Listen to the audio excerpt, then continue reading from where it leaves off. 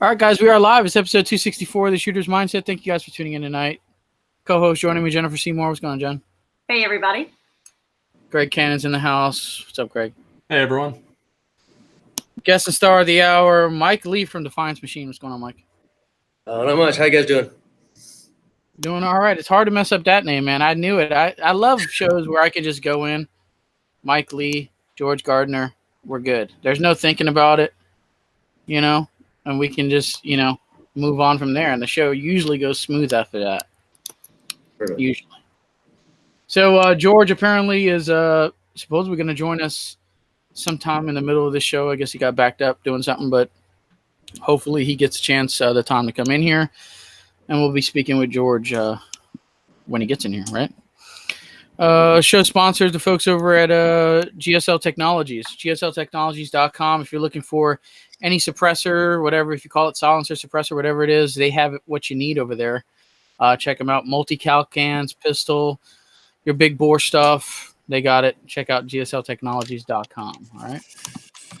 I don't know. Did suppressor sales go up since the Trumpster said I we'll look into them? I don't know, but look how sad this is. Oh, It's empty. Yeah. It's still in jail. It should be any day now, I think. It's been since September.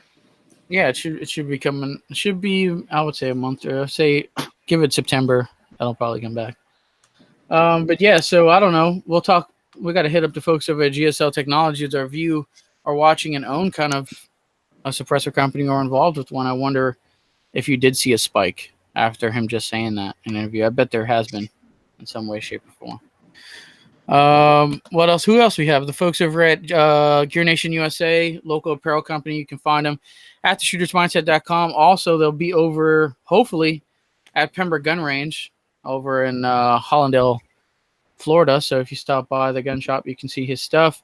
Also, you can always hit up Gear Nation on all the social medias, and you can get his stuff through there.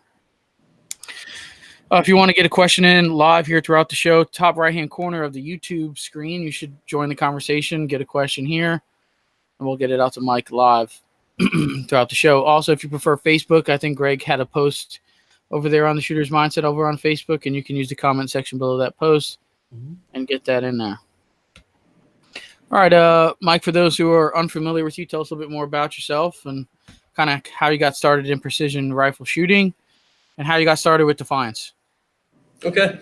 Well, I've shot my whole life, one way or another, a lot of hunting, and got into long-range shooting quite a few years ago. I'd been a machinist for quite a few years and had a buddy that helped me start building rifles for myself, and kind of found out what you could do with a good precision rifle and started doing some long-range shooting. I eventually wanted to get in the industry because I'd been working in machine shops for a long time, but kind of knew that I could, so I wanted to. Let's see. I got into a different rifle company here back in 2007, worked there for a couple years, and then ended up meeting Glenn Harrison here at Defiance Machine. Defiance had started in 2009, and this was, in fact, I think I met him in late 2009, and it was just Glenn Harrison and his wife run the company.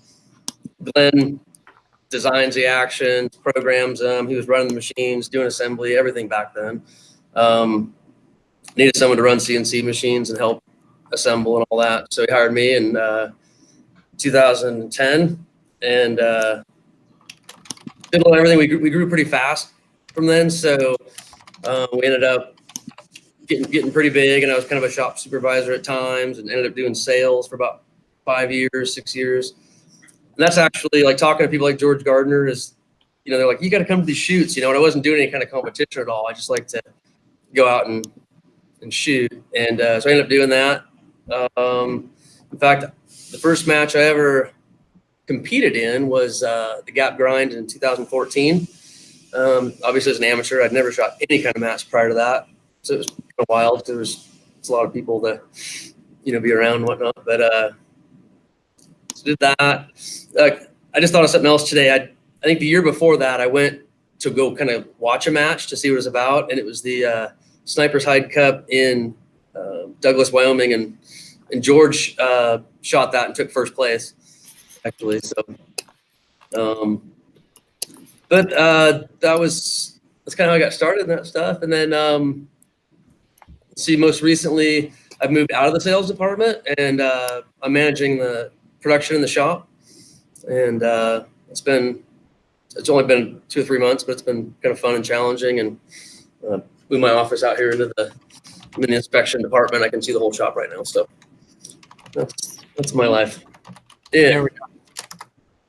And that's a big office there. You only been there you just moved there you said you moved in that position for like 2-3 months now, and they give you that office. Well, we need to work. We need to apply. Where can we do this at? Right. No, it's a good place to work. That's for sure. Excellent. Jen, what do you have? You had anything on the notes, or did you have anything come in? We have lots of people saying hey. So Gina Milkovich is here. Hey, Gina. She shoots for Defiance. Hey. We also have our friend Dewey, aka Tactical Muffin Top, that we shoot with here, and Phil, who is actually my amateur for the upcoming Gap Grind in October, is also joining us in the chat. So y'all ask your questions there, and I will put them out to Mike. And then when George gets here, we'll ask him some questions too. Oh, there we go. What do we have here? Tell us a little bit more about the history of the Gap Grind, and where is it today? And is it true? What's the true spirit of the match? Are you asking me? Yeah. Okay. Well, I can tell you what I do know about it is when it first got started, it was a way to get people to be able to start, not be as intimidated.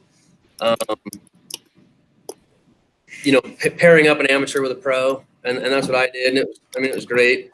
And that's the thing about this sport, for someone that hasn't gone to a big competition, is that these people are so helpful and not intimidating at all. And they'll loan you their gear. They'll kind of sacrifice some of their time to help you. And so, like I said, it started I think it was the first year, if I recall, in 2014. Yeah. But I think it just continues to grow. And I know that like Defiance, when we sponsor matches, we look at that as kind of a special match, because we give away a little bit more, because we know there's a lot of new shooters getting started, and this stuff's expensive, as everyone knows, but it's a pretty cool deal. Yeah, I could definitely attest to that. I think you, me, and Jen, all of us, our first match was the grind, and I've never felt more welcomed at a match. Like, I literally felt like I was somebody special being there, purely because I was an amateur, and everybody there was trying to help you out. And I mean, it was, everything from like shooters that were not even like super high level pros, but was like, hey, I did this last year for my first time. Here's a little piece of advice. And then there was, obviously the companies were out there giving away stuff. Tom from Armageddon Gear was just throwing shit left and right at the AMs. And you won something because your pro is obnoxious. You are obnoxious. That is for sure. You are also probably the best pro there. Just saying. They had a thing that night where they were asking who is that? Who is that? Armageddon Gear had it was oh, no, Thomas you say Gunsworth and Militia Creedmoor from WPEW News. Yeah, it's Tom Fuller and Missy Gilliland, and they do a newscast with those names. But they were doing like giving away things if the amateur would go up and ask a question. So they had one amateur up there, and then they're like, "We need another amateur," and we were in the very, very, very back. And everybody, of course, raises their hands. So I like stood on the table and yelled and screamed and was like, "Pick my amateur!" And so he went up there and had to be told the answer, but they still gave him full-size Game Changer, right? Yes, I thought that it was sitting right here where I could grab it. I can't, but somewhere. Well, I got a lot of stuff. Yeah. Ta-da! Anyway, yeah, he got which is an expensive bag, so it was nice. But they do stuff like that the whole weekend for the amateurs, and trying to help get them into it, and everybody loans them gear. There's coaching allowed on the clock, so you can help them with wind calls. So somebody that maybe is a little tentative about going out there and having to do all the wind calls themselves and not knowing what to do, it's almost like when I came home, I was like, that was like a 2-day master class, because you're like with someone that is coaching you the whole time, what to do in between stages. Okay, go get this ready. Did you dial your dope? Oh, yeah, I should do that. You know, it's just really good. Yeah, and it's more of the village raising the idiot thing going on there too, because you know you got all the pros are sitting there and they're like, oh well, you know, your pro will give you advice, and then another pro will be like, hey, by the way, also this and this, and definitely bring a notebook if you go as an amateur, because there's going to be a lot of good information thrown your way. I think in 2014 there was like 75 teams, 75 amateurs and 75 pros. Wasn't last year wasn't there about 400 people total? Mm-hmm. Yeah, it was about 200 teams, something like that. Yeah, that's awesome. It was crazy. Yeah, so crazy growth. What is it this year? Is it growing still, or is it 400 shooters? Oh yeah. So 200 amateurs and 200 pros. And right now, if you're listening right now and you wanted to get in on this match, it's all sold out, right? You are SOL.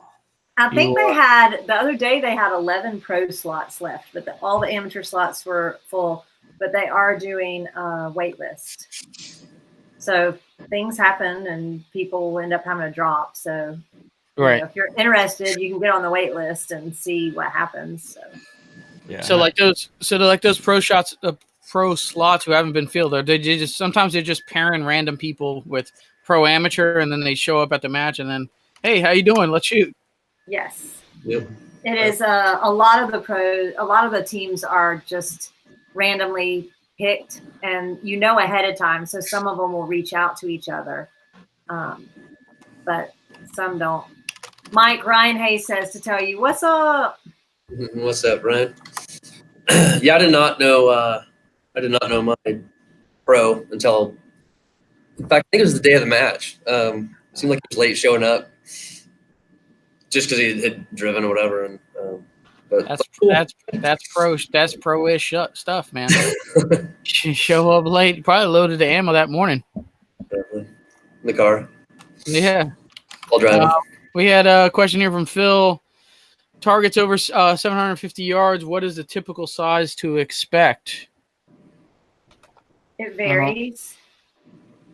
It could be anything from a full-size IPSC down to a KYL rack that'll have down to like I don't remember how big they are. It's like a 7-inch, I think, is the smallest on some of those bigger ones.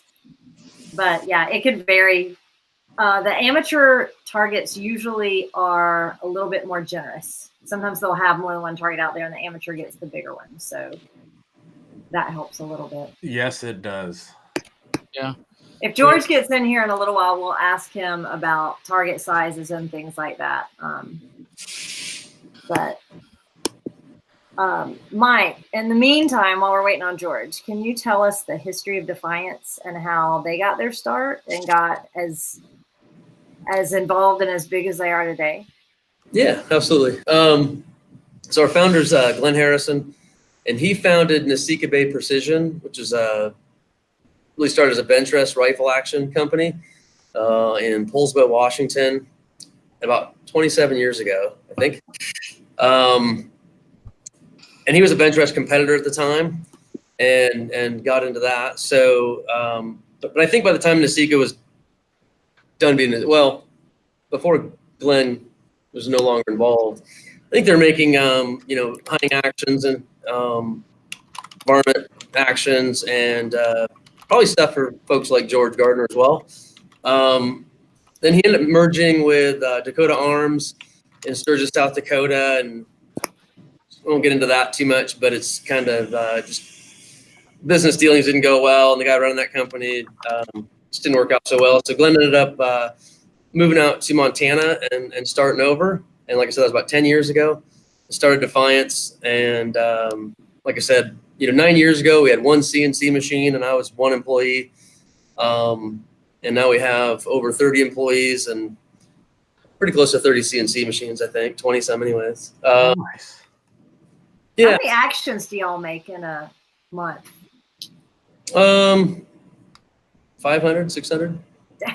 Damn, that's a lot. And there's how long is the lead time? Like if I were to go online and buy one of these things after you tell me how awesome they are? Right now it's not all that long. We've fairly recently added a third shift.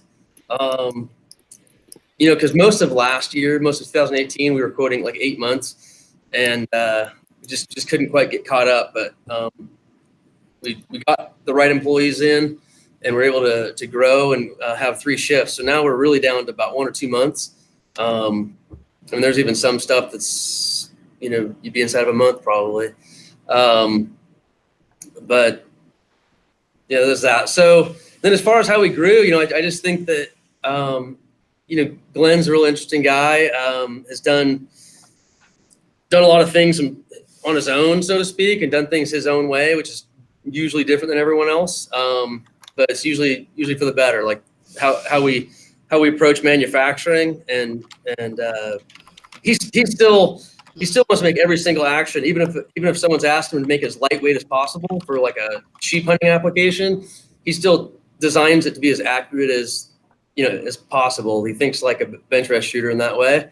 But they obviously do function in the conditions because they're widely used in the PRS and hunting and whatnot. But yeah, the way we've done business, make the best products and treat our customers, like gold, like they should be treated. Treat our vendors really well. Treat our competitors well, and actually, like, try to get the very best employees available anywhere, and make sure to keep them by treating them really well. So it's kind of like a really good recipe for success, I guess, and that's allowed us to grow to where we are. All right, so silly question coming in, because I was having a conversation with somebody, I don't know, at the shop, and he says, I just want to buy a Remington 700, and I just want to build off of that, and we'll strip it, and we'll do some things, and we'll put some high fly parts in there. Is it as simple as that, just buying a Remington 700, taking that action out, putting a Defiance in, and just kind of running with it? Or is there more behind it? No, I mean, you can buy a Defiance instead of buying a Remington, but if you own a Remington with all Remington parts, there's really not much that you would continue to use from that. Now, there's gun builders out there that still sometimes take a Remington, but a lot of times they'll throw the bolt away, they'll throw the firing pin away and all that stuff, the trigger, the recoil lug. They take just the receiver, then they remachine it, and they add some of the custom features like a side bolt release. But they end up putting a lot of time and effort into it, a bunch of aftermarket parts. And then you have this, you have a Remington with some custom parts on it that have been remachined. And a gun builder can, usually get them pretty accurate. But there's some inherent problems like stress into the steel due to their manufacturing process. It's always going to be there. So even though the brand new custom rifle might shoot really well, it might change properties as it's fired, hundreds or thousands of times, and then there's issues again. So, yeah, it's not. You don't buy a Remington and replace any of the parts. So that doesn't make much sense. I'm getting right. It's not really cost efficient to do that, right? Is that or is it? To take a Remington and customize it like that? Yeah. Really not, because people end up doing so much stuff to it and buying so many aftermarket parts. You get really, really close to what a full custom action is. And then we've come out with, in a way, that's what Defiance has always done, is provided a product to fix before you could use it. Like a Remington. But we've come out with newer products in the last couple of years that are even lower price point, that aren't as customizable. But there's still all the quality of everything else. And we have actions now that start at $885 with a stainless steel 20-minute Anger rail and a precision recoil lug. So I think a lot of people end up with dollars into a Remington by the time they get it to where they think it should. Yeah. So Anthony, just to kind of put this into perspective for you, I did what you were talking about, of buy a Remington 700 and then start replacing stuff. The first thing I did is I took the whole barreled action and dropped it into this super slightly bright green PDC custom chassis to make it look like it was a good gun. Then I went and I pulled the entire trigger assembly out and replaced it with a trigger tech. Obviously nothing from here up is even part of the gun. You know, the optic, the rings, the mount. Super dope war mount, by the way, with built-in dope card reader holder. So that's all different. Then got one of these that I'm gonna have somebody put on here. I'm gonna have a longer barrel. And so right now, after I get that barrel on, the only part that's gonna be left is the action and literally 2 pins that hold the trigger in. So if I get a super dope Defiance action, I will literally have 2 pins left out of the original 700 versus like, you know, people do it with a Gucci Glock and, you know, you start with your Glock and, you know, you keep a lot of parts the same in there. And sometimes it's worth it to buy a cheap Glock and then start tricking it out. But there's so few parts inside of a 700 that it's just not really worth it. No, yeah, you know, you'd be much better off buying everything what you want instead of like me where I buy this and I'm literally replacing everything. And hey, Greg, our Defiance actions come with 2 trigger pins. Well, shit. So I thought I said something like way wrong there. I was like, what did I miss? What did I miss? Okay, cool. So you won't even have 2 pins left. So it's pointless. Absolutely pointless. Yeah. Okay, so there we know. I mean, you know, because some people like to do that, you know, especially, you know, building ARs and like the Gucci Glock thing, they'll do that.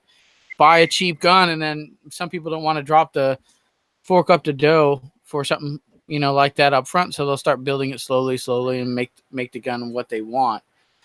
But even that doesn't make much sense. Yeah. I mean, I guess you can do it to kind of get your feet wet and get in the game. I guess if that's the way you want to go about it and afford it, but otherwise, in the end, it really don't. Yeah, you could probably just buy a production rifle. That's what I did, because somebody kind of tricked me into shooting the grind at the last minute, and I had to get a gun together fairly quickly.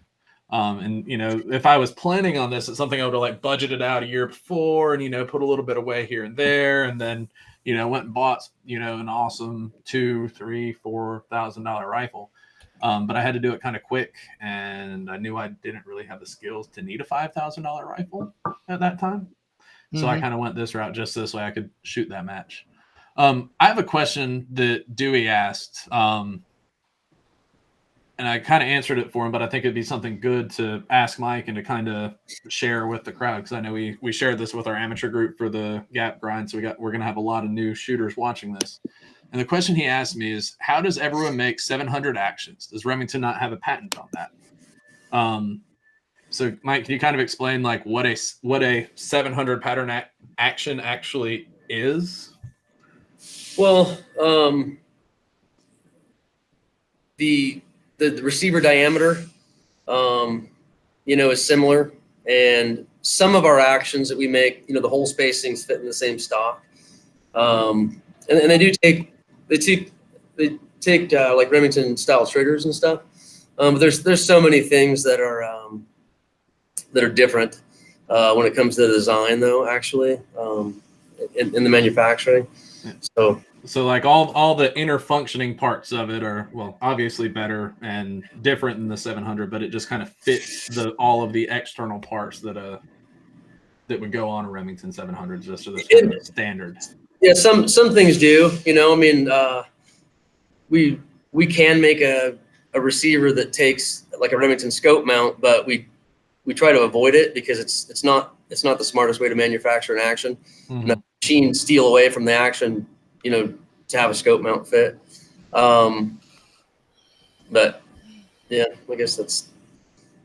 I have an action question. Sure. So I don't have anywhere to shoot long range. So I am, well, not, it's a long story, but not a really great place here. So I do a lot of dry fire. So if you're dry firing on a Defiance action, do you use snap caps or don't use snap caps? No, you certainly don't need to. The firing pin has there's a skinny part on the front that on ours, not everyone's is, but ours is guided. It never leaves the small hole in the front of the bolt. but it's got a larger shoulder, and that goes into a flat bottom. It's hardened steel on a nice flat surface. So you're not going to hurt it. If somehow you ever did, give us a call and we'll replace that firing pin, no problem. But it's, there's tens of thousands of these out in service, and most people do dry fire all the time. So not a problem. It won't hurt it. Nope, it won't. Sweet. So, any live that we got, or we can move on to number 5? What do we got? Well, Tactical Muffin Top, when we were talking about target sizes, said to just put some cars out there for him. I might be able to hit a car maybe at 750. You could. We could get you to hit a IPSC size. Anthony, last weekend I got my little brother with his Remington 700 30-06 pencil barrel. I mean, the thing weighs like 3 pounds. I got him on 66% size IPSC at 600. There we go. I broke out the 308 today. Actually, I was training a kid. He bought a bunch of 308 ammo. He just wanted to shoot a 308 for some reason. I'm like, you know what? I got you, kid. I brought out my, big ass 308. We had him shoot it. It was 25-yard range, but he was, he just wanted to shoot it. So, and my scope's not even zeroed really, but he was on paper. It was about an inch low and to the left, but he was able to put him, where I told him where to aim. He was able to put it down. And so it's been a while since I even broke that thing out, but supposedly the 11-year-old kid has shot more rounds through my 308 than I actually have. Well, hey, I shot the first gap grind with an AR-10. Yeah, I know it. That's why I want to go out there anyway. But that's what I'll probably end up going out there if I ever get my butt to one of those matches. And I hit 1,000. I hit an IPSC at 1,000 my first match with 308 AR-10 with dope that was marginal. There we go. Yeah, I bet that's a lot of fun. I need to get out. This year didn't line up with current events that I have going, but next year you're game, right? I'm game. I was game this year. I really was game this year. I really wanted to shoot it. I know sometimes I'll talk some shit, but I really wanted to get out there and shoot it and try something new. That would have been awesome. Awesome. So hey, Mike, you told us something last night about Badrock rifles. Tell us kind of about that, what all they're making, where they came from, and what we can expect in the future. Yeah. So like I mentioned, Glenn has been in this custom action / custom rifle industry for going on 30 years. And he's actually, this goes way back before being in Montana. He always wanted to have a really high quality custom or production rifle, that was under $2,000. And a lot of people would think, well, you have to cut corners to do it. And he really wanted to just be really efficient in our shop to do it, so, and not sacrifice any quality. And so we've talked about it for years, but we've been so darn busy just trying to make rifle actions for everybody. But in kind of a good time, we said, let's start this project. And it's not a custom rifle. I mean, it looks like a custom rifle and it works like a custom rifle and it has a lot of custom rifle features, but it's not custom because it's not customizable. We have an action that we make for it. And it's actually unique. You can't buy that action anywhere else. And we use, high quality match grade barrels from a couple different suppliers. MDT makes a chassis for us. We use Trigger Check trigger. We do a precision chamber job on every one, and thread the muzzle. And then, so like I said, for $19.95, you can get the rifle and no scope rail or muzzle brake for that price, but we can add those things to you. Now, the fact that it is under $2,000, you can use it as in the production class in the PRS. They officially approved it as well. That was really kind of a bonus to us. Like I said, Glenn was planning on doing this project before the PRS was around, but you know, it's been very well received. We just announced it this last September. You know, we've been selling some, getting out there, and nothing but rave reviews. People are kind of blown away by how smoothly they function. The action's actually a control round feed with a coned breech and a sliding plate extractor. And if you don't know what all that means, the cone breech allows smoother feeding of the cartridges into the magazine. You can also single feed like you can with a push feed, but the sliding plate extractor is really, really smooth. So it's just a very smooth running action. And then we're doing some things in that action that are, you know, it's got a different firing pin, way different than what a Remington is, and it makes it's an accuracy enhancing feature. It has to do with where the firing pin stops. Anyways, really high quality stuff, and everyone's really liking them. Ooh. What you're looking at here. The MDT chassis is adjustable cheek piece. It goes up and down, side to side. But stock. Yeah. That doesn't even look like a production gun. That looks like something full blown right there to me. Well, that's because I said we use all high quality products. You know, like we looked at some different chassis, and there are a lot of great chassis out there. But we ran into the guys from MDT at SHOT Show, looked at their products, and said, you know, they're really well made. You could just kind of see it. You know, we're all machinists here, and look at the quality, and said that's pretty great. And then the guys at MDT have been just fantastic to work with. So, and from a business standpoint, they've been great to work with. So we're really liking that relationship. Same thing goes with Trigger Tech. We're huge Trigger Tech fans here. Me too. Glenn had designed triggers before he designed actions, and really, when he opened up a Trigger Tech for the first time, he said, "That's the best trigger out there." So that's what we've got in there, and they've been great to work with as well. Let's see. So That's nice. They come in 223.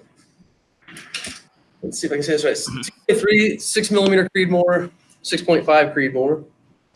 Now 6.5 PRC, and we do that in an intermediate length action. So it actually has a 3.25 magazine length, which is kind of interesting because some people are putting those in a regular, you know, like just a long 308 mag, and you're looking at like 2.95 or so length. I don't know if I said 308, but we do 308. And then going up, still we have 300 Win Mag and 300 PRC, and those are on our long actions. And the 300 PRC's using a CIP length magazine chassis. So and it's all the same chassis, just different lengths, and it comes in 2 different colors. I don't have one of the huckleberry colored ones here, but yeah, in a manager's meeting, Angie decided that the other color should match her nails, I think, at the time, or coffee cup, one of the two. It's actually a really cool color. It's kind of a dusky purple, but up here in Northwest Montana, we've got huckleberries growing right out here, and it's kind of a thing. So just something different. It's actually really cool. Really sweet gun for the money. I'd love to just try one out sometime. Are you guys doing any demos at any big matches or anything to kind of? You know what? I'll bet you there'll be one at the Gap Grind. Sweet. Yeah. I think I just heard Norm say today that he plans on going down there and ROing. I think so. I'm sure he'll take one with him. Oh, that'd be are those available right now? Is there a turnaround time to get one of those production guns?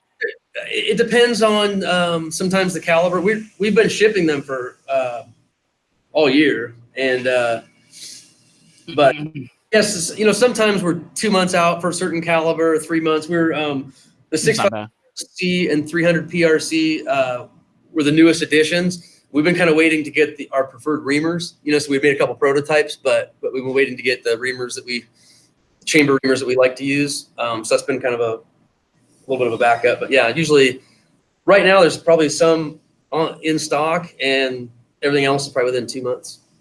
That's yeah. I'm telling you, $2,000 is I'm just thinking, like, I've got some pistols that are worth more than that You know what I mean? As far as price point goes, and I'm just like, I see that gun up there. I'm like, there's no way you guys are pumping them out for only 2 Gs.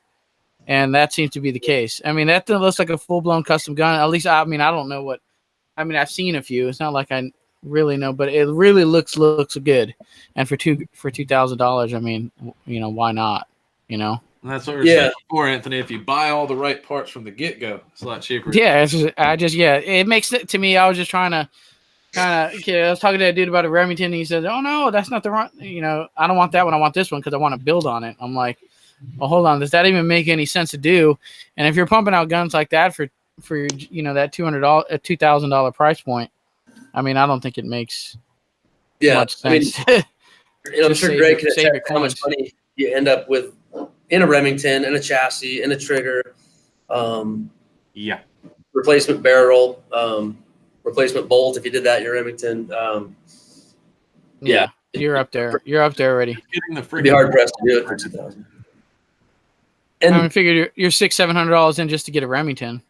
Yeah, and there's some stuff that we do that's I mean, how we handle our material to limit stress being added to it, and you know, to a machinist, you always have to deal with the stress in the materials you're using manufacturing with, but they actually affect the rifle and the accuracy after it's all machined. And like I said, you could stresses that are in a Remington, you'll never get them out, but they'll kind of show themselves, and things start to move around after being fired and stuff. A lot of times, we all pre-hardened aircraft certified steels that we spec out and buy direct from the mill by the truckload, and you know, you don't saw a piece of material here and throw it in a bin. You'll get yelled at. That chunk of steel is a $1,000 rifle action, and you treat it like that from the moment you touch it. So we do things like wire EDM machining for our lugways. Some companies don't do that, but it's the way to put that feature into an action and not induce extra stress into the steel. So there's a lot of things like that we do. We bought a really expensive CNC lathe that allows us to gun drill the hole in the receiver, cut the receiver threads, cut the receiver face, and the locking lug abutments in the receiver all in one operation. So all those things are very, very true. And those are the things that people take a Remington and, go to all this trouble to remachine it. Mm-hmm. Like I said, we buy all the best stuff so we can do it right the first time. And it's true with those rifles, just like our custom actions as well. That's really awesome. It sounds like you guys got your process down from somebody that works in manufacturing. It sounds like you're doing it the right way the first time instead of getting it almost there or fast enough. It sounds like you do it right. Yeah, for sure. It's the only way to do it. We got a couple live ones here. We're going to get to those here shortly. Going to get into the discount corner portion of the show, try to save you some money from some great companies who support the show. Jen, you usually start us off. What do you have? Yep, you can get 10% off at carbonarms.us on shotgun shell caddies, ratchet belts, which are amazing, shotgun tube extensions, all that good stuff. So check them out and use the code TSM10. And you can get 10% off of Under Industries jerseys, sweatshirts. They have all kinds of stuff. Arm sleeves. If you can get 10% off if you message the Under Facebook page and mention the Shooter's Mindset. Boom. Greg, what do you got? I have you could save 10% off at Overwatch Defense with the code Cannon10. Shoot them an email, give them a call, and you get an awesome Cerakote job. Boom. Are you Cerakoting that 24, or are you just going to leave it black? I think so. Because it was a hell of a deal on a Glock 24, but it had a little tiny bit of surface rust on the slide. No biggie. No biggie. And of course, I'm sitting there trying to negotiate this guy down on this. He had a Glock 24 long slide, like long slide 40. He had it for $375 at the gun show. I was like, holy shit, that's a killer deal. But I walked up with my game face on. For those of you that don't know, I'm actually half Jewish, like literally. My mother's Jewish. I get the good with money thing, not the holidays and stuff. But I walked up and I'm like looking at it. I'm like, yeah, you know, it's got a good bit of rust on the side, man. This thing looks rough. And my good friend stands behind me and goes, that's okay. You got a Cerakote sponsor. You could get that fixed in no time. Oh, damn. Like, Yeah. Turner did that? No, it was Jansen. Turner. What you said? You end up paying $375 for it? No, or what? $340 out the door. Nice. That's a deal. I must say, I probably would have snatched it for that if I would have saw it too. Yeah, because I shoot so many pistol matches. It's been like 2 or 3 months since I've shot a pistol match. You totally needed it, dude. That's one of those guns. Like, I've only touched one in real life. Yeah, that was Jessica Hooked, and that was a lot nicer than mine. But it's like, man, for that price, I couldn't not buy it. I was supposed to be saving money to build a Precision 22, and I was actually there looking to see what sort of cheap optics I could find to throw on it, and I was looking at something, but yeah, Glock on it. Glock only puts out those long slide 17Ls and 24s. They only put them out like limited edition runs, so they're kind of hard to come by. So when you see them, you gotta, especially the 24. I see the 17L a lot more than I see the 24, so it makes sense to even used on Gunbroker. They're $650, $600. Yeah. So I couldn't not buy that. All right, some discounts on my end here. Folks at TaranTacticalInnovations.com to TSM10 save you 10% off all their parts that they have. Doesn't really work for the gunsmithing if you wanted to send a Glock in or anything like that. If you do have a 24 and you want to send it in, just email me or the shootersmindset@gmail.com or hit me up on social media. I'll try to get you some type of deal over at TTI because I don't think the TSM10 will work. UMTactical.com, they got a lot of holsters, AR stuff. UMTactical.com, TSM10 for 10% off their products. And that's all I got. Mike, anything that you know of from your sponsors or Defiance or anything that you know of on the fly here? Yeah, we kind of talked about that a little earlier. If you mentioned seeing this on this show through the end of July, we can do 10% off of regular price actions and stuff. On Badrock rifles, that price doesn't allow for such things. And we also always give 10% off to military, law enforcement, first responders, that kind of stuff. So, and then I'm not sure exactly what we're going to do, but we're doing something special for all the amateurs at the Gap Grind as well. Awesome. We'll hash that out and let you know when we can announce it or whatever. There we go. Yeah, good stuff. So mention the Shooter's Mindset maybe in the checkout area in the Defiance website, and we'll see most of the orders are taken over the phone. Sometimes email, but it's not automated online yet anyway. So boom, there you go. Give them a call. Yeah. What else we got? Let's hit those 2 live ones. Jen, what do you have? You have those live? Yep. So Phil, who's actually going to be my awesome amateur, he wants to know, are the Defiance actions 45 or 90 degrees? 45. They're 90-degree bolt throw. Mm-hmm. The bolt throw's 90, yeah. 2 lug actions. 2 lug, okay. And Ryan Hay wants to know, he says, Mike, so it's the hybrid elite action or is it a standard deviant elite? What is the? I don't know if that was when we were doing the Badrock rifle. Badrock, I think. Well, the Badrock rifle is it's different than anything else that Defiance sells. It's not a deviant. Now we have the deviant actions, and all of the deviants, there's actually like 5 different styles of them. They all have an integral scope mount and integral recoil lug. So when you look at that action, the scope mount and this recoil lug is all machined out of that one piece of steel. So the scope mount's not screwed on and it can't come loose. And we have to start with a 2 1/8 inch round bar. I don't have one sitting right here. I'm surprised, but so that's the deviant. And it's really become like, I don't know, kind of like the workhorse of the precision rifle shooting community. It just works.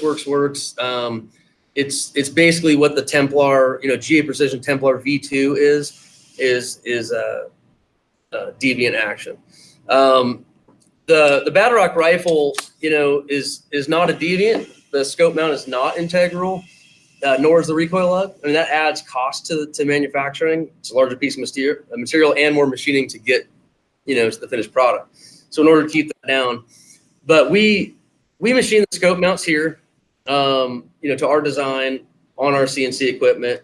And there's, they do have the oversized number 8 screws, and they have 1/8-inch hardened dowel pins that help hold it in place. So that scope mount's really not going anywhere, and that's how the South Fork is. Boom. There we go. We hit both live. Greg, you got anything? Just after you unmute your button. I'm sorry, I was muted because somebody told me my keyboard was too loud, so I had to mute that while I typed. But sorry. So we kind of started going into a little bit about the actions, but now that you're telling me about this 10% off, might need to get one. So I know you guys have like 3 main actions, and then of course when you look at the website, you're like, okay, cool, 3 choices. This is going to be easy for me, and then each one of them you go into like 19 other different things. So can you kind of go over like at a high level what the difference in between all your actions are? Absolutely. And what should I buy? Yeah. I'll just hit the 3 product lines really quick, and there's kind of similar variations of each of the product lines. So when we first started, we had one model, and it was called the Rebel, and this is a Rebel. So raise that up about chin level, because you got to get over the. Yeah, there we go. Perfect. Yeah, we got to get over the windows. There we go. Yeah. So it's a round receiver. The recoil lug is dual pinned. This is a 1-piece bolt, so that handle's not welded on or brazed on like some people's actions are. It's one solid piece of material out to here, then the knob screws on. And it's a Rebel, and we have like 5 different loading ports, and the loading port kind of changes what the action's best for. So we have a target port that cuts the least amount of material out. This is not. This is actually a sheet port. This is the lightest one. But when you cut less material out, the receiver stays more rigid, and the gun is actually going to be more accurate. This is opened up to make it lightweight and for loading rounds in like in a hunting rifle. So we have the sheet port, which is the lightest. We have a hunter port, just a little heavier. We have a hybrid port, which is kind of in between a hunter port and a target. We have the target port. So basically, from the lightest to the heaviest, what you're doing is you're shedding weight, and you're kind of losing that rigidity, which tends to make it more accurate. But if you want an accurate rifle to go hunt sheep with, you can get the sheet port and build it really, really light. It'll be plenty accurate. You're not really giving up much. But if you're a competitor, you want every ace in the hole, so you make your receiver as rigid as possible. The Rebel comes in 5 different lengths, 2 different bolt diameters, actually 4 different bolt diameters now, because we've always had a 700 diameter bolt and a 750 diameter bolt for like 330 Lapuas and those cartridges. But we're also now, so many people have asked for a slightly reduced diameter. So either so it's more reliable in the dirt, they think, or they can spray Cerakote on it. So we have a bolt that's reduced by 0.003 of an inch as well.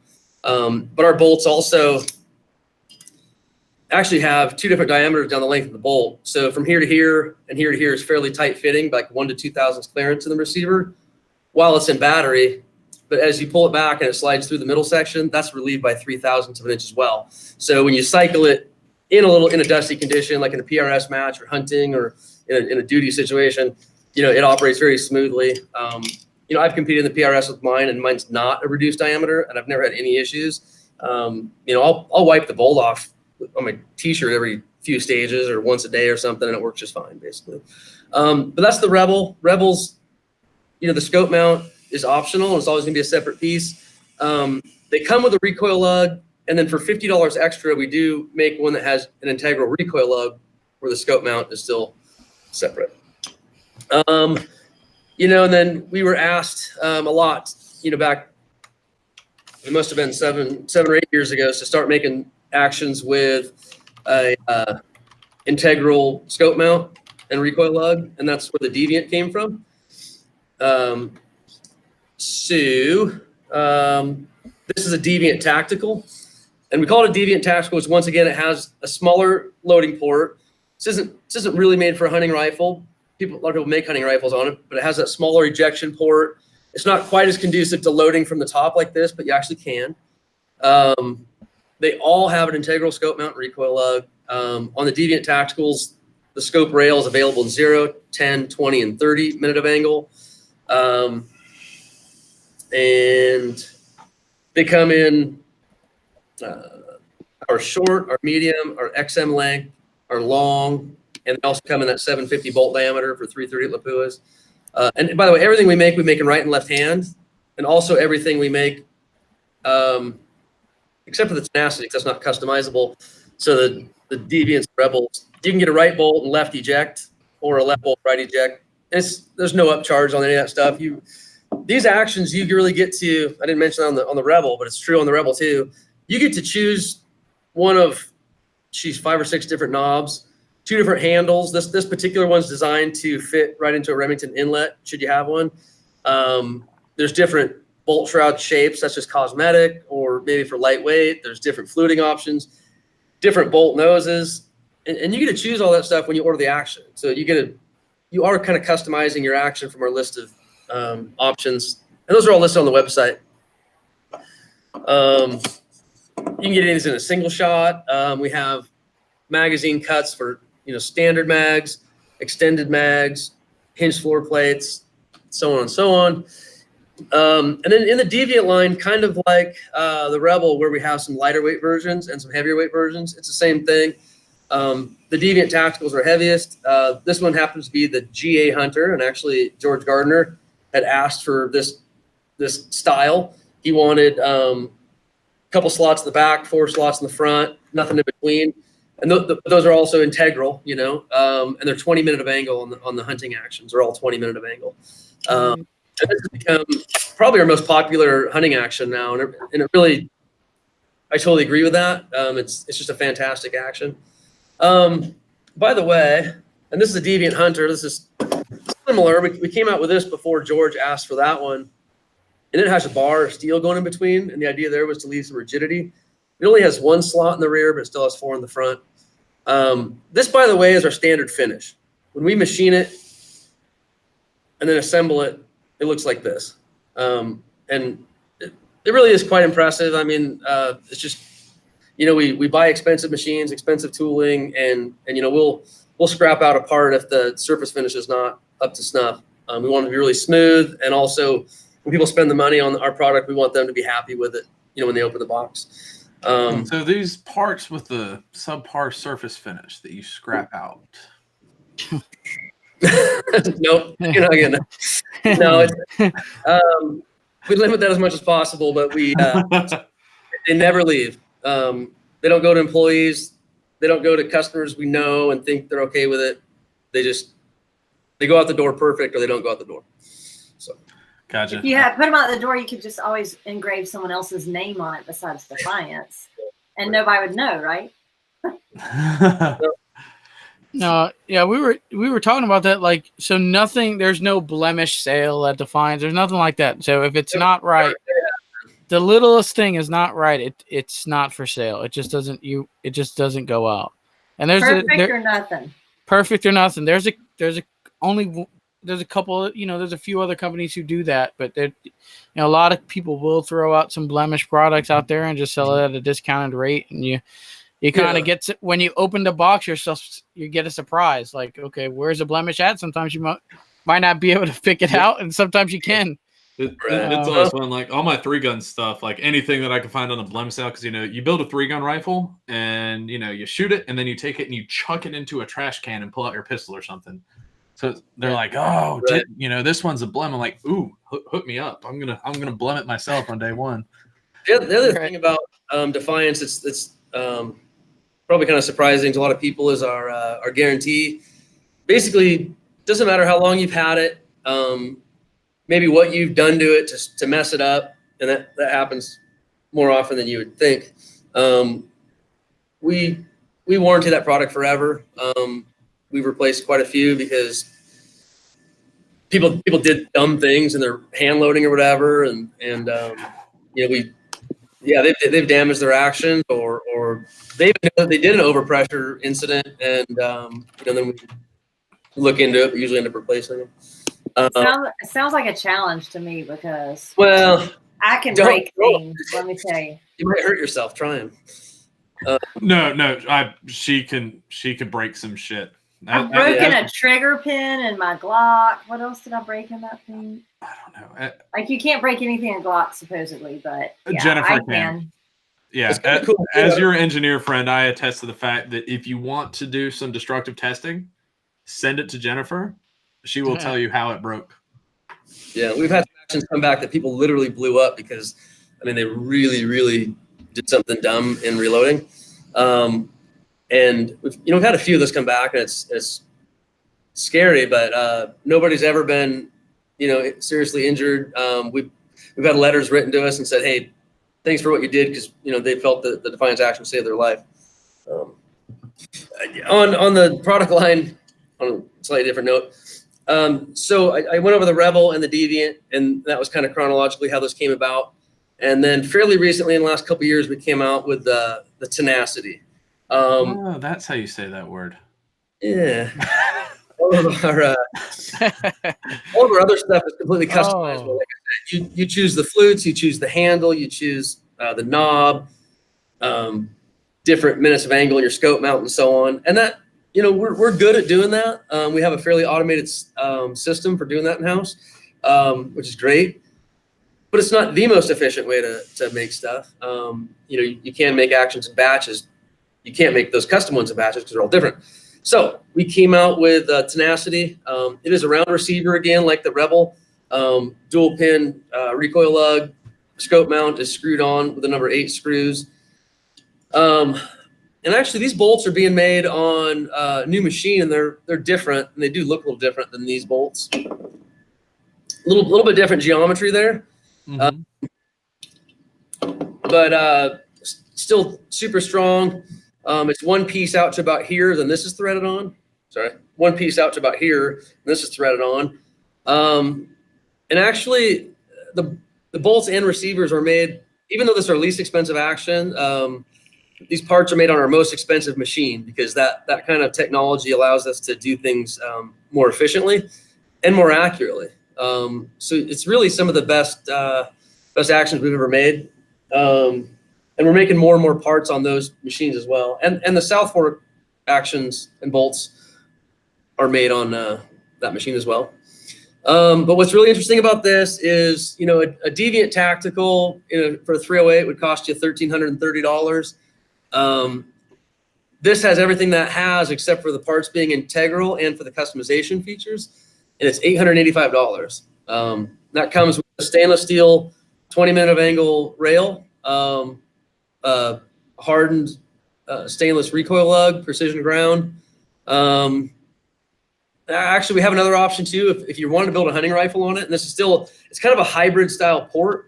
It's kind of hard to see, but the port isn't solid all the way up to the top.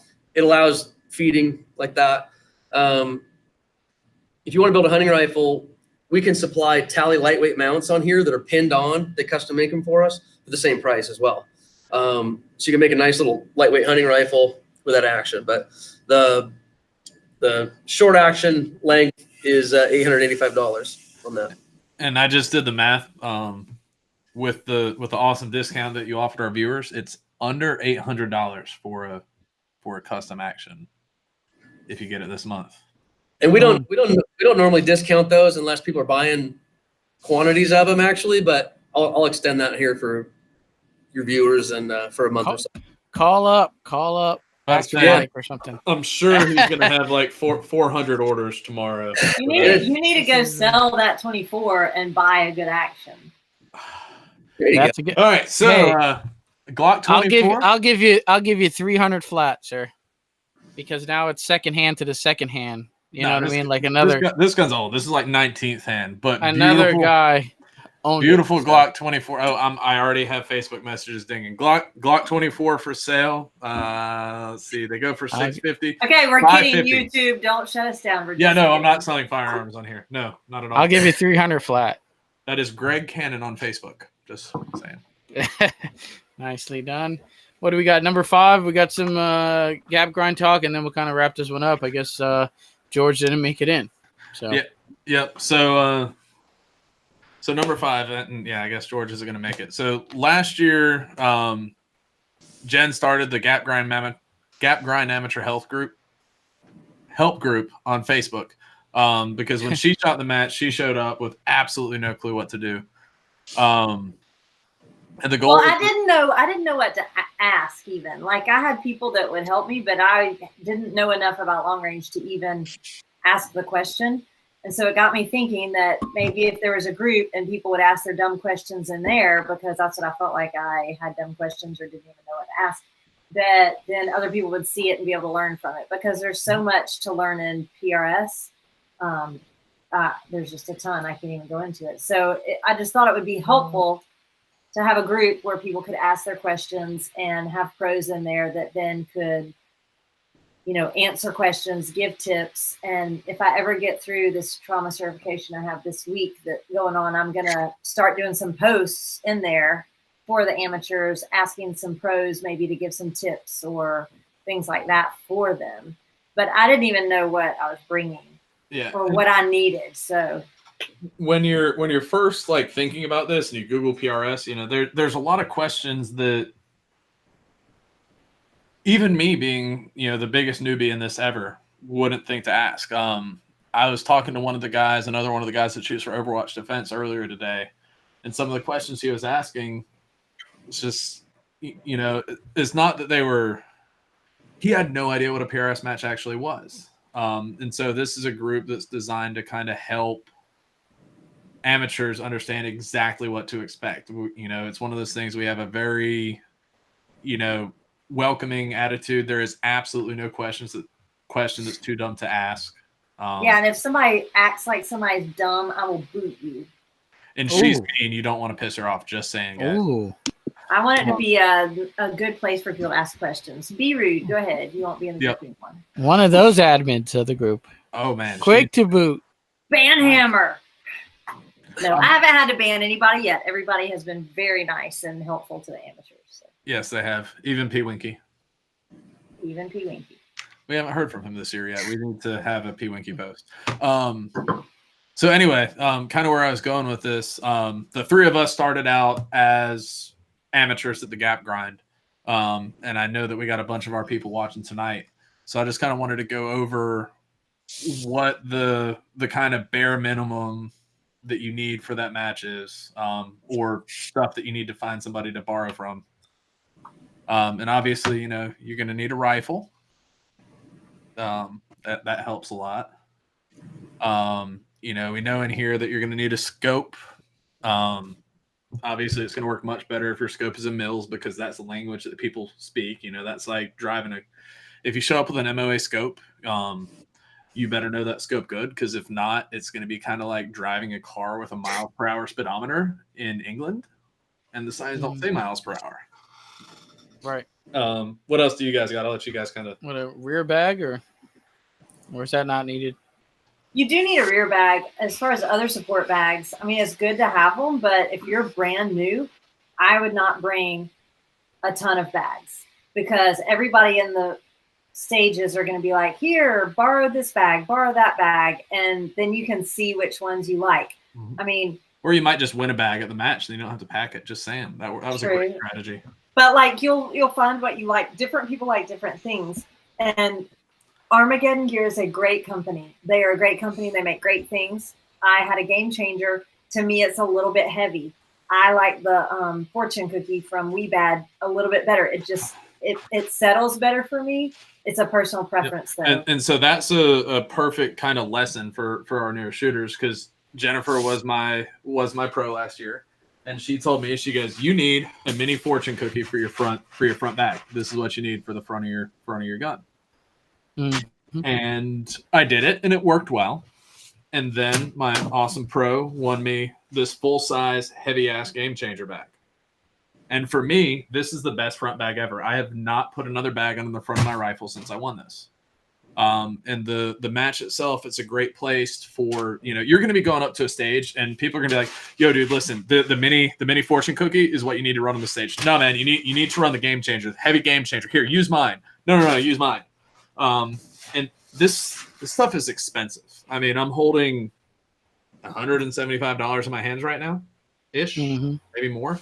You get to go there and test drive it all, though. Exactly. So as an amateur, don't worry. If you have bags that you love, and you know what bag you love, and you have friends try their bags, and if you use one of your friends' bags, and that's like the awesome bag, buy it. But don't feel like you need to go out and spend. And this is only half of my bags. Don't go and spend $300 on bags before the match. Make sure you got something pretty good for shooting prone. Bring something.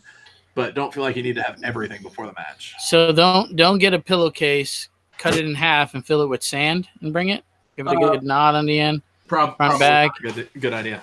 I mean, you could. You see all kinds of things. People have pillows that look like bean bags. Mm-hmm. I mean, there's all kinds of stuff. But I wouldn't stress in that. I feel like new shooters get into the gear game of like, oh gosh, what do I need? And literally when I went, I borrowed an AR-10 and had dope written on a card and didn't have anything else and went to the match and I had a blast and I learned a ton. And I didn't win, but I didn't care. I learned a ton. And that is really, to me, the heart of the gap grind, is to get people into this, get them to fall in love with the game and to learn and to kind of get what they need. And so that is my best advice, is don't get too much into it. Now, there is one thing that, the pros all love the AMs, but there's one thing that the pros are not going to share with the AMs that you need for any Precision Rain Series match. And that's rain gear. Because they don't call it the PRS for no reason. It is the Precision Rain Series. And what it is, it's an agreement with a weatherman to make sure that it rains at every single match, no matter what. And elbow pads. Pads. Especially if you're shooting an AR-10 instead of a bolt gun that has more recoil, you might want elbow pads. Thank you, Paul Reed. I love you, Paul Reed. Heather, I'm not trying to steal him, but I did steal his elbow pads. Now, shout out to Under. They make the sweetest, lightweight slide-on elbow pads ever.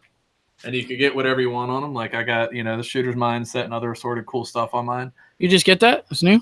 I've had them for a little while. Okay, it's cool. I don't wear them much. I'm hot-natured, so honestly, if I could get away with shooting and match and I legitimately thought about this before K&M, of can I shoot in thin basketball shorts and a wife beater or something, and I probably would, but there's ants and sun and everything. So I'll put these on for 5 minutes and shoot off of, for instance, when you're shooting off the hood of a car, when that car is sitting out in the sun and then you're across it gets real hot. So something to protect your arms is always a good idea, as well as something to protect your knees, because you're going to be in lots of awkward on your knees situations.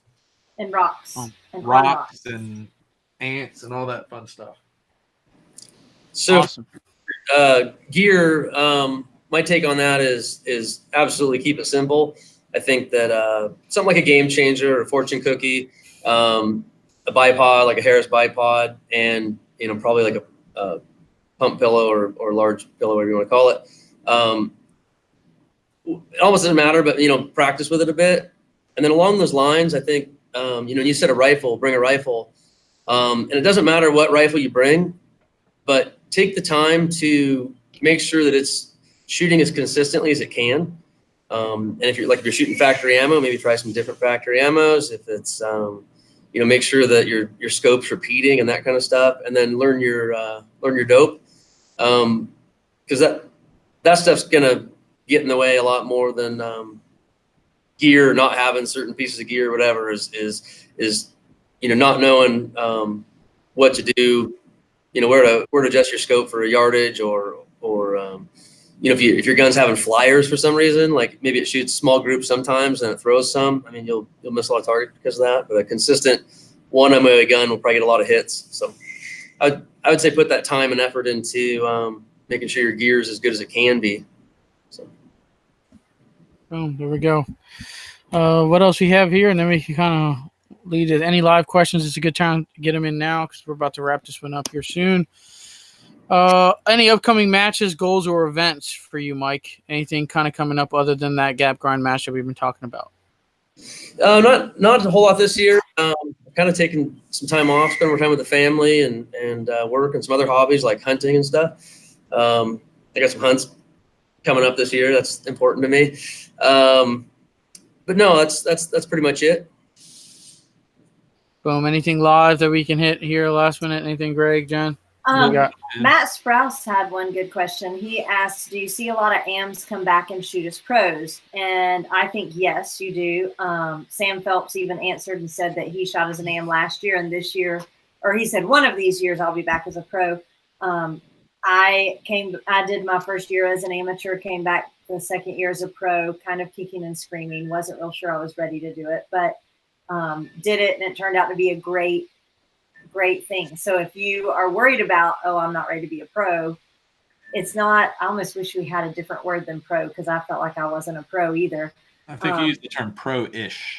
I did. I called myself pro-ish the whole time. But I feel like if you have got enough of a grasp on it to be able to help a beginner, then you are a pro. All right. If you are able to go to a 2-day match and hold your own, then I think you are ready to be a pro and get a new shooter into it. It's not about, let me try and get the best amateur out there and so I can win, because there has been a little bit of that. I've heard some things. Things where people, everybody wants to win. Yeah, didn't want to team up with that person because, that's going to be their first match. Well, in my opinion, if you're doing that, you're just trying to game it, and that's not the spirit of the match. The spirit of the match really is to get new people into it, grow the sport, and help someone brand new kind of get their feet under them in the sport. So, yeah, that's the whole spirit of this show. Yeah, Yeah. So if you just, if you just have the knowledge to get somebody to guide them into the game, you are considered a pro at the gap grind. There you go. So to be honest, if you're a brand new long range shooter, probably 2 years ago, my longest shot was 2 shots at 180 yards with an AR in one match that I shot. And I knew bolt guns. I had a bolt gun for a long time, but a 30-06, I shot 100 yards, woohoo.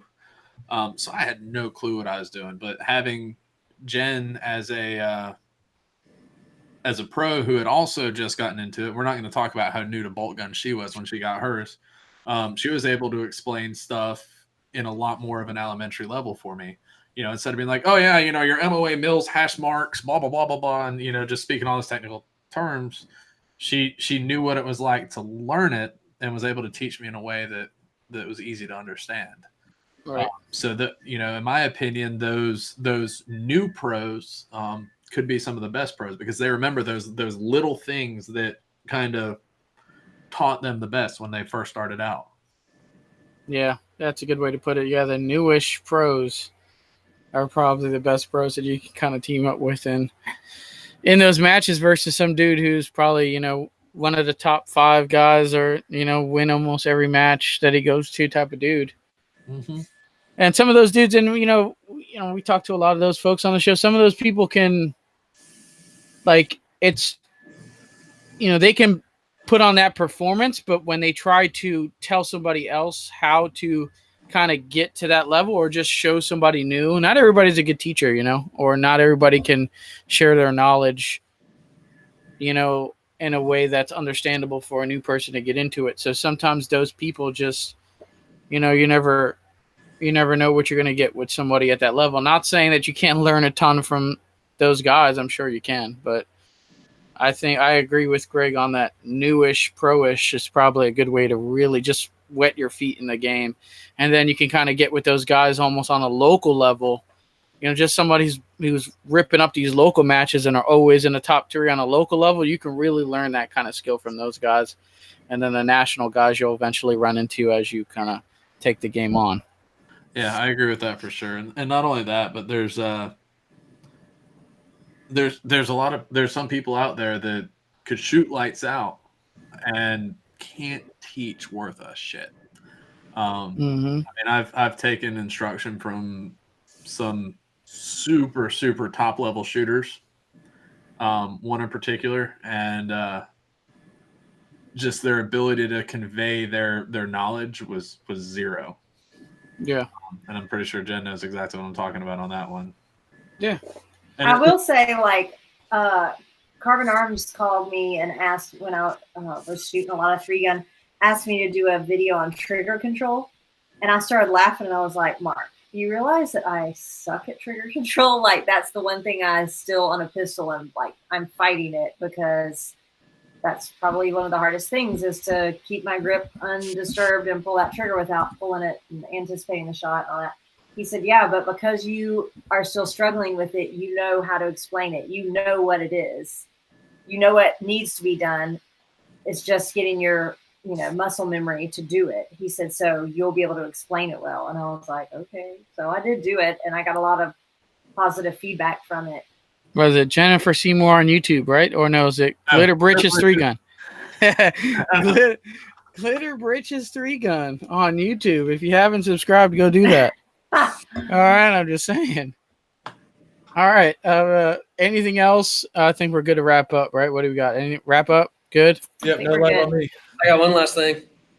Just real quick, as not shooting, but from a manufacturing standpoint, I was sitting here gabbing on the internet, and there's guys out here running these machines. They're just working away. This guy's running 2 machines, and that guy's running 2 machines, and the guy out there is running like 4 or 5. And they're going to be here till like midnight or 2 o'clock. And then we've got people that work. Holy cow, it's George. We've got people that work all weekend long. So I just want to give a shout out to those guys, because they're keeping all the people at Defiance are what make these great products and stuff. So this is like a guest appearance from George. Hey, George. Surprise. Can you hear us? I can hear you. Can you hear me? Hey, we hear you. We can, yeah. Good. How was baseball? It was okay. It's getting rained out, I think. Welcome to the party, George. You came in just in time. Perfect.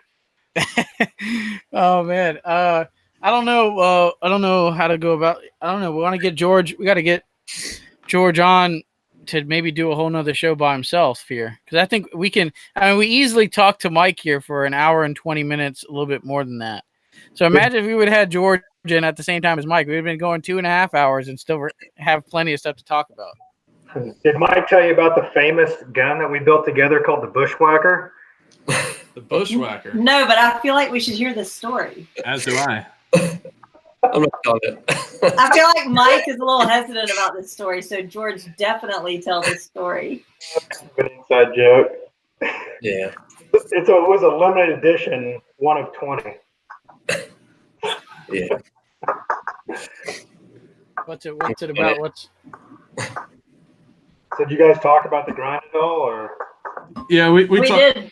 The 3 of us kind of got our start in the grind, so we started talking a lot about that and like what to bring, and kind of the spirit of the match. Nice. Yeah, this year we're kind of going back to basics and really trying to push the whole bring a brand new shooter. Don't bring someone you're trying to win the pro-am as a team with. Bring someone new and teach them something. Yeah, we actually just talked about that, talking about that. And I talked about that I had to shoot as a pro last year, kind of kicking and screaming because I didn't want to. And then it turned out to be really good. I really enjoyed doing it. And that basically what I said was, if you can go to a 2-day match and hold your own, you should be considered a pro. Yeah.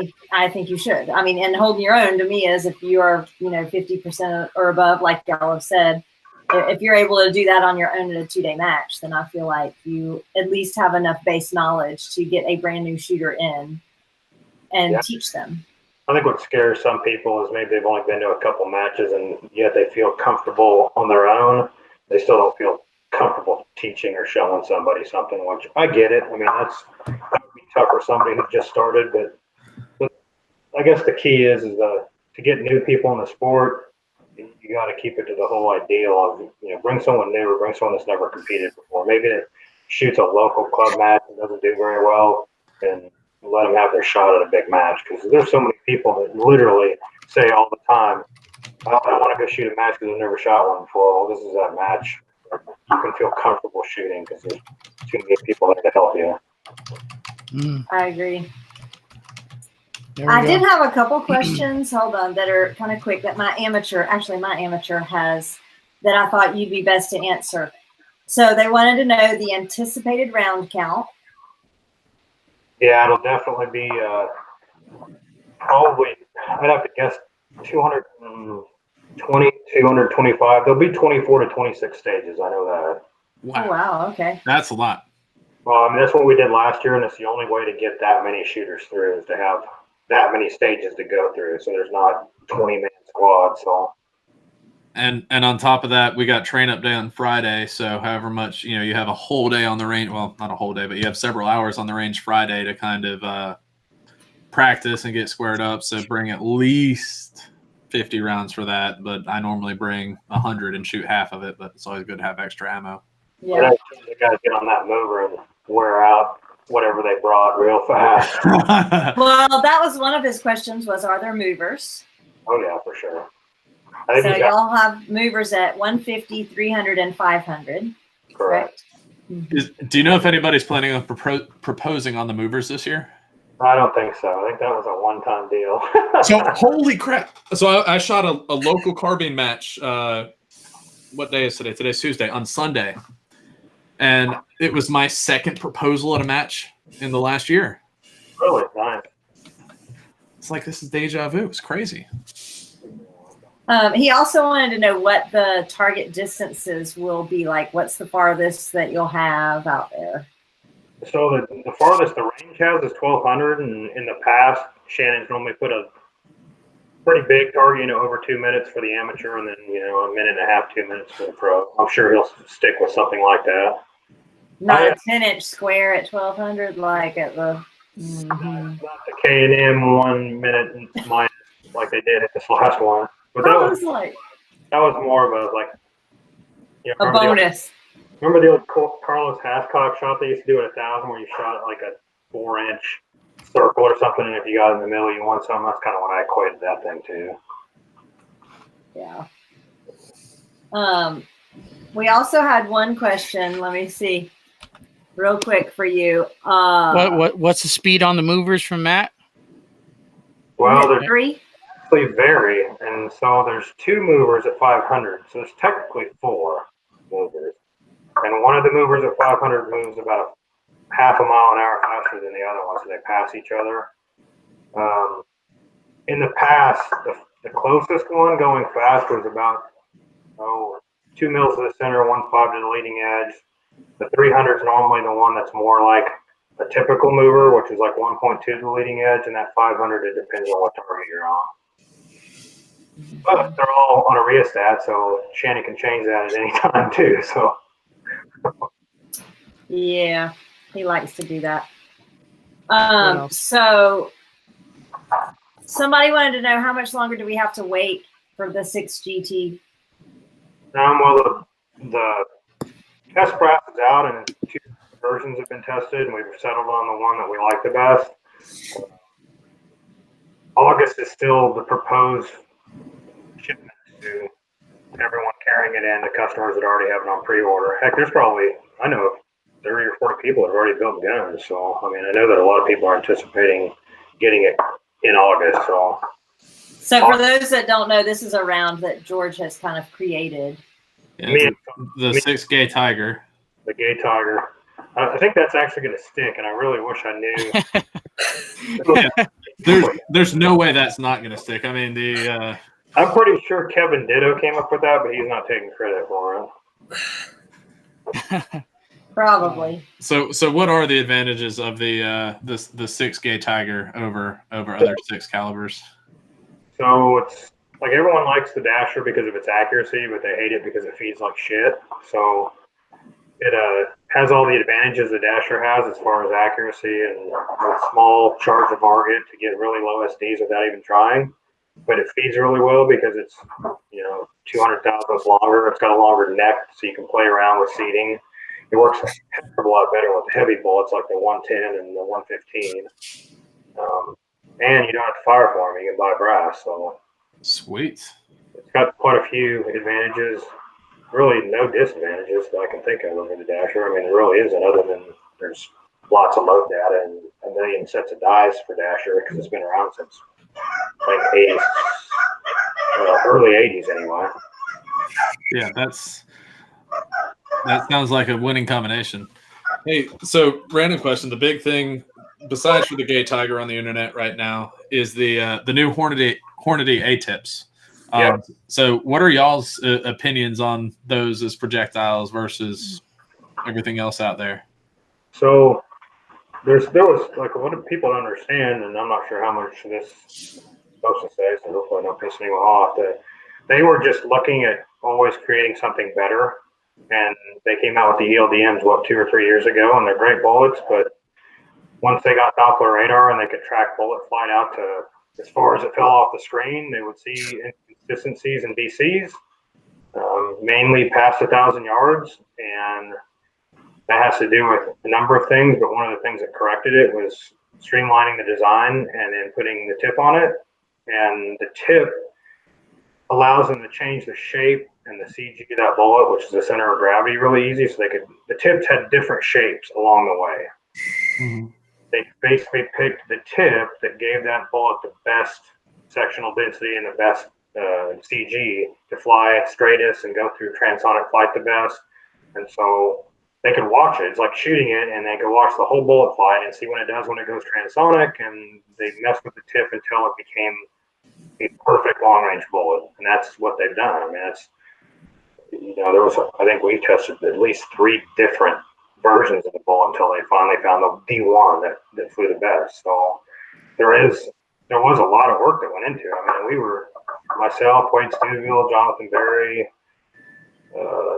Robert Brantley, Tate Streeter. There was a bunch of dudes that were shooting these bullets for a better part of a year, giving feedback, and what ended up being these bullets were the ones that shot the best, and they could record the flight and see that it was perfect and didn't wobble and didn't yaw. And so that's what the main thing is, what it was. There's a few other things that I know I can't say, but that's what it's all about. It was basically using that Doppler that they spent a ton of money on, recording those bullet flights and changing those tip shapes and weights and lengths and stuff until they got the perfect bullet.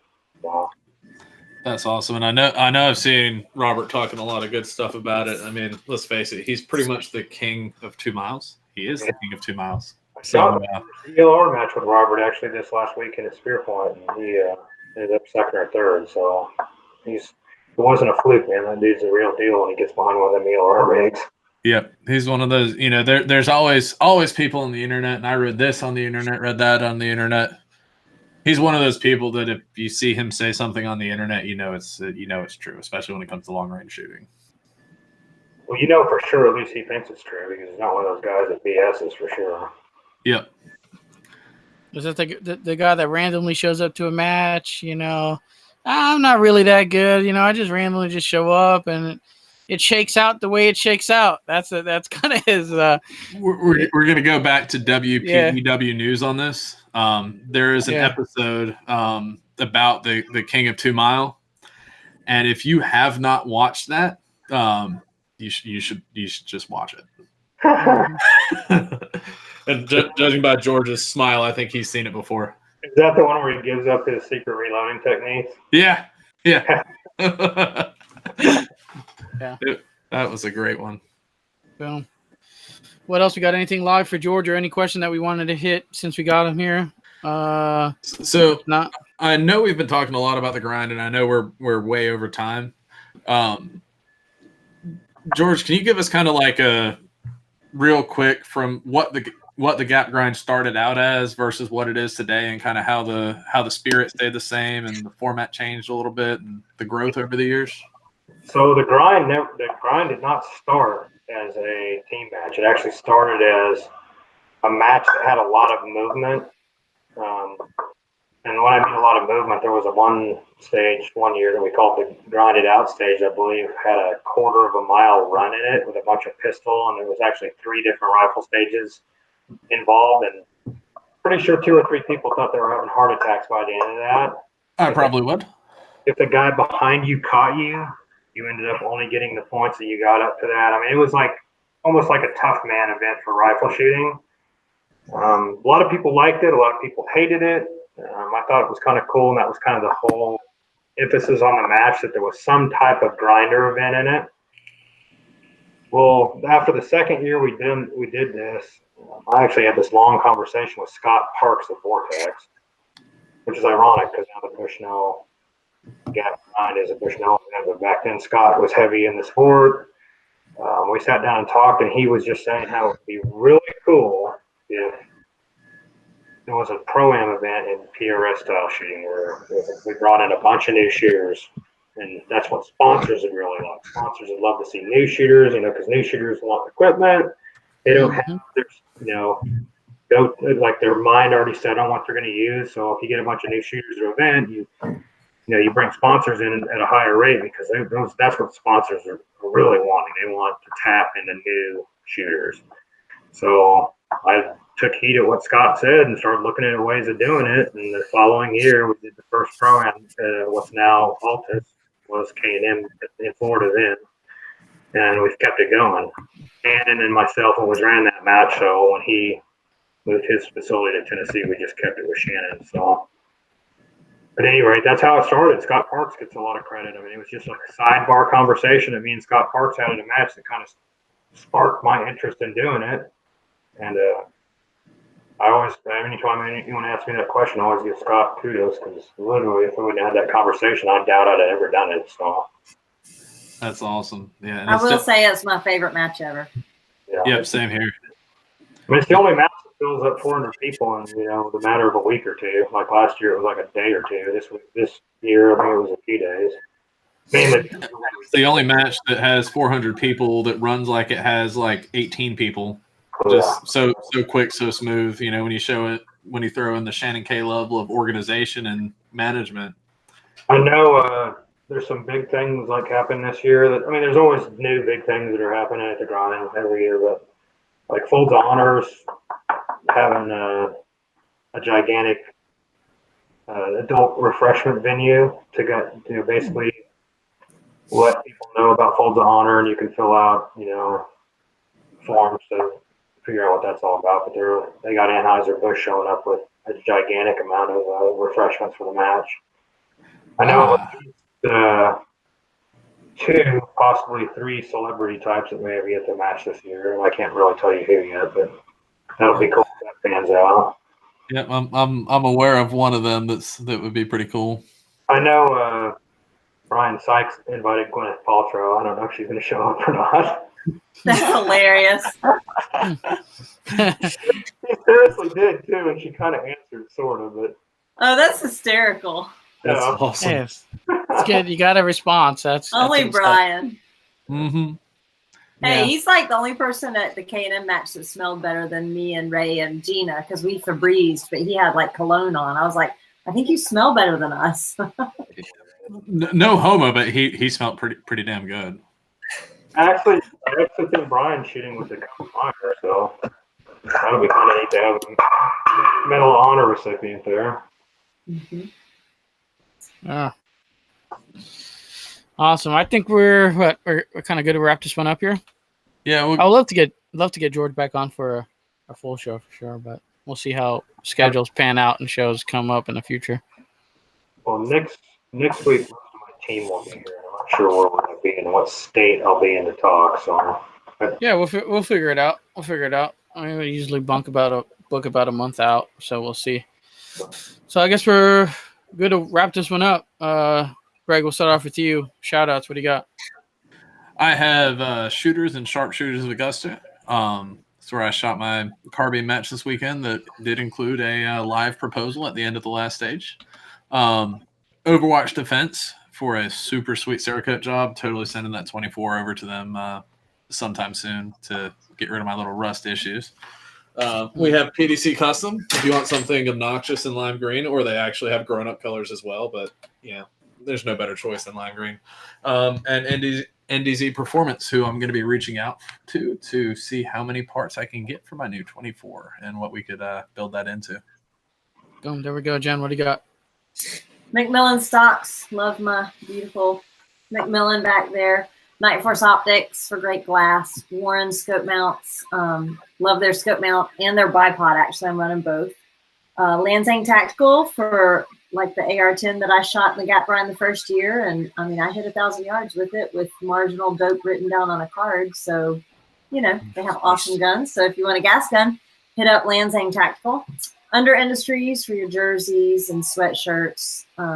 Shooters of Augusta and Sharpshooters of Augusta. GSL suppressors if it will ever get out of jail. I cannot wait. It's been in jail for forever. Like, it feels like a life sentence. Spartan Precision Rifles for machine work and making this bad boy a tack driver. And WeBad for their awesome bags. Boom. Mike, what do you got? Me? Thanks for having me on. It's been great. And appreciate it. Yeah, once again, take a look at Defiance Machine. If you guys are just tuning in last minute, go back, watch the show. We got some discounts where you call them up. If you order one of their actions, you can save some money. And 10% goes a long way when you're ordering some of their actions. So take advantage of that. I think it's for throughout this month we're hosting that, for the rest of this month. I haven't said for next month. Yeah, perfect. There we go. George, shout outs, man. What do you got? I'd like to give a shout out to Defiance. They're came in big for sponsorship for the grind. I think Norman Mike will have an announcement for one happy amateur that they're going to hook up at the grind. I won't say any more on that. Shout out to Bushnell and Quantity, my homeboys that always help me out and support me in everything I do. GA Precision, obviously I work there and on it. Really proud of the team I have right now. So I guess that'll do it for now. Well, there we go. If you're watching on the YouTube side of things, right below the video, see a yellow subscribe button. Hit that every Tuesday. We're doing a new episode of The Shooter's Mindset. All right. If you want to email me, theshootersmindset@gmail.com is a good way to do that. Definitely thanks to Mike and George for coming on and spending some time, talk about the grind and about what you guys have got going on here. Appreciate that. Folks over at Tandem Cross, so if you're into the rimfire deal and you need a rimfire race gun or some type of pistol or just replacement parts, you check out the folks over at Tandem Cross. They have what you need for rimfire.